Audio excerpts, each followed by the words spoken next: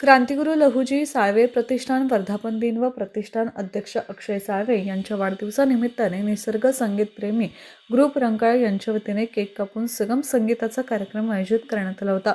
निसर्ग संगीतप्रेमी ग्रुपचे सर्व सदस्य उपस्थित होते. तसेच दत्ताजीराव माने विद्यालय शाळा नंबर 8 येथे लोकशाहीर अण्णाभाऊ साठे यांची प्रतिमा शाळेस भेट देऊन विद्यार्थिनींना फळे वाटप करण्यात आले.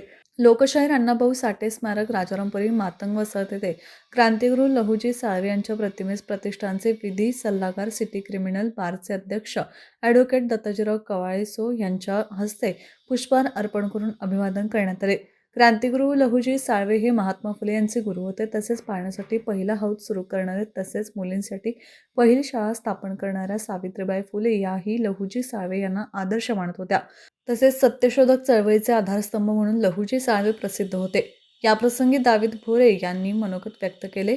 यावेळी ॲडव्होकेट प्रमोद दाभाडे, प्रतिष्ठानचे अब्दुल शेख, संयोजक प्रदेशाध्यक्ष राहुल गणेशाचार्य, प्रशांत अवघडे, अर्जुन बुचडे, गोपाळ साठे, विनोद जगताप, अशोक जगताप, हेमंत कवाळे, डॉक्टर माधुरी चौगुले, सुमित निकम, साहिल कांबळे, राहुल सोनटक्के यांच्यासह विविध संस्था, संघटना पदाधिकारी उपस्थित होते.